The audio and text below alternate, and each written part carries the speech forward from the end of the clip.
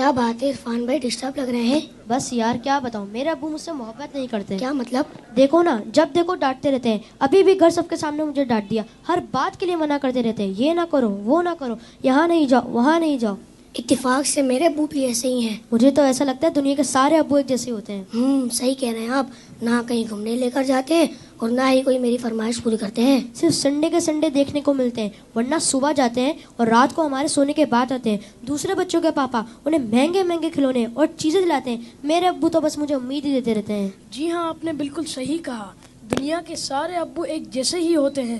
وہ خود سے زیادہ اپنے بچوں اور فیملی کا خیال رکھتے ہیں. کیا آپ نے کبھی یہ سوچا کہ کیا ان کا دل نہیں کرتا ہوگا کہ وہ بھی گھر میں رہیں، سکون سے بیٹھ کر آرام کریں؟ پتہ نہیں، شاید چاہتا تو ہوگا. اور جہاں تک بات ہے آپ کی فرمائشوں کی، تو ان کی سیلری ہی اتنی کم ہوتی ہوگی کہ وہ چاہ کر بھی آپ کی فرمائشیں پوری نہ کر پاتے ہوں. ہو سکتا ہے ہماری ضرورتیں پوری کرنے کے بعد ان کے پاس اتنے پیسے ہی نہ بچتے ہوں کہ وہ ہماری فرمائشوں کو بھی پورا کریں. میں نے اس طرح سے کبھی سوچا ہی نہیں. اور جہاں تک آنکھیں دکھانے کی بات ہے تو یہ بھی ان کی مجبوری ہے کہ ان کی ڈیوٹی ہے کہ وہ ہمیں ہمیشہ بری باتوں سے روکیں اور اچھی باتوں کی ترغیب دیں. اچھا فیضان بھائی، یہ بتائیں آپ کی ضرورتوں میں کوئی کمی آئی ہو؟ نہیں تو بالکل بھی نہیں. کبھی ایسا ہوا کہ آپ بیمار ہوئے ہوں اور آپ کے ابو کو آپ کی فکر نہیں ہوئی؟ ہماری بیماری میں سب سے زیادہ پریشان ہونے والے ہمارے ماں باپ ہیں. آپ کے ابو چھوڑ کر کہیں گھومنے چلے گئے ہوں؟ نہیں تو کبھی نہیں. کبھی ایسا ہوا کہ آپ کے ابو نے خود تو کچھ اچھا کھایا اور آپ کو نہ دیا ہو؟ کبھی نہیں. اگر کوئی اچھی ڈش کم ہوتی ہے تو وہ ہمیں دے دیتے ہیں اور کہتے ہیں تم کھا لو، میرا دل نہیں چاہ رہا. اگر یہ پیار نہیں ہے، محبت نہیں ہے، تو پھر کیا ہے؟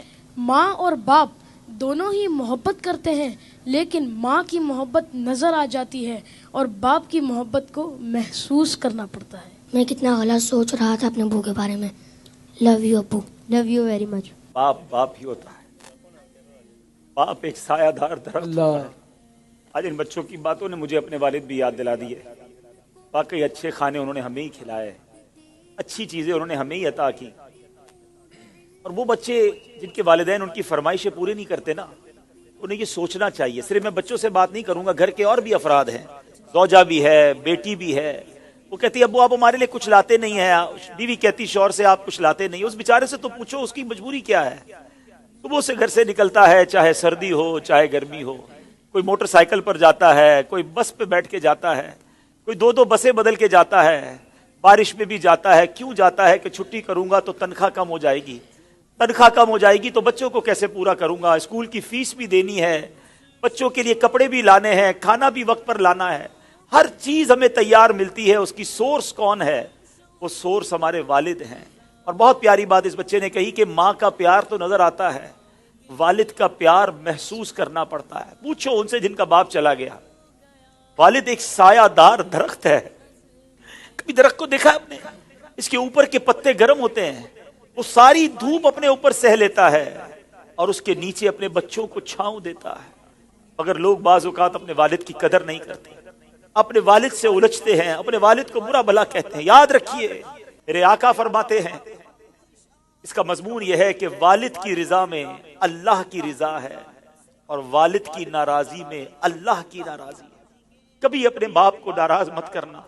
اگر وہ بوڑھے ہو گئے ہیں تو اب تمہاری باری آئی ہے، ان کی خدمت کرو. انہیں یہ احساس دلاؤ کہ اب میری باری ہے آپ کی خدمت کرنے کی. ہم اپنی ماں کو تو کہہ بیٹھتے کہ ماں میں تم سے بہت پیار کرتا ہوں.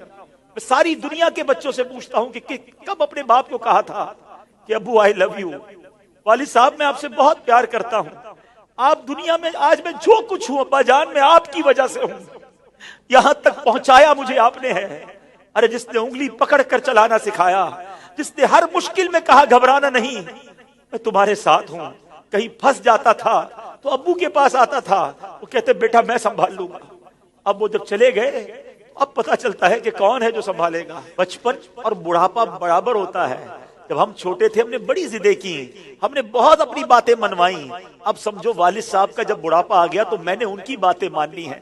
ان کی غصے کو برا نہیں ماننا، ان کے ٹوکنے کو برا نہیں ماننا. کبھی باپ کا دل مت دکھانا. یہ مت کہنا کہ آپ کو نہیں معلوم.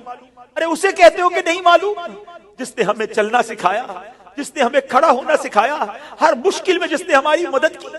خدارا میں ساری دنیا کے بیٹوں سے، ساری دنیا کی بچیوں سے، ساری اولاد سے گزارش کرتا ہوں اگر تمہارے والد زندہ ہیں ان کو خوش رکھنا.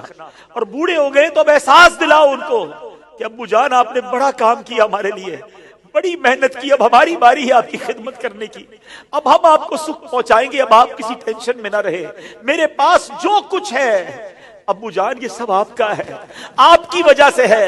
دف ہے اس اولاد پر جو اپنے والد کو کہتی ہے کہ یہ میرا ہے آپ کا نہیں ہے، میں نے کمایا ہے آپ نے نہیں کمایا۔ یہ کبھی مت کہنا میرے پاس جو کچھ ہے، جو شرافت ہے، جو عزت ہے، جو دولت ہے، وہ سب کچھ ماں باپ کی وجہ سے ہے، وہ والد کی وجہ سے بالخصوص ہے۔ اپنے والد کو بڑھاپے میں خوشی دینا، اور جن کے ماں باپ چلے گئے اب ان کے لیے خوب ایصال ثواب کرے، ان کی قبر پر جایا کرے، وہاں دعائیں کیا کرے، بڑی پیاری دعا ہے۔ آؤ آخر میں مل کر ہاتھ اٹھائیے، اپنے ماں باپ کے لیے جو قرآنی دعا ہے وہ کرتے ہیں۔ اللہم ارحمہما کما ربیانی صغیرا، اے اللہ ہمارے ماں باپ پر رحم فرما جیسا انہوں نے بچپن میں ہم پر رحم فرمایا۔ جن کے ماں باپ زندہ ہے مولا ان کو حیاتی عطا فرما، صحت عطا فرما، نیکیوں والی طویل زندگی عطا فرما، اور جن کے ماں باپ چلے گئے اے اللہ ان کی قبروں کو جنت کا باغ بنا دے، ان کی بے حساب مغفرت فرما۔ تیرے دربار میں ہم دعا کرتے ہیں، انہوں نے ہم پر بڑی مہربانیاں کی ہیں، تو ہمارے ماں باپ پر مہربانی فرما، آمین بجاہ النبی الامین صلی اللہ تعالی علیہ وسلم۔ میں ان بچوں کا شکریہ ادا کرتا ہوں، امید ہے کہ آج آپ کے اس سیگمنٹ کی وجہ سے کئی بیٹے اپنے ماں باپ بالخصوص والد کے قریب ہو جائیں گے۔ اگر کسی نے باپ کا دل دکھایا ہے آج ہی جا کے معافی مانگ لو، ان کے پیر پکڑ لو، کیونکہ والد راضی تو رب راضی، والد ناراض تو رب ناراض۔ جنت میں مصطفیٰ کے صحابہ جہاں رہے، یا رب میری دعا ہے میرے بابا وہاں رہے، اللہ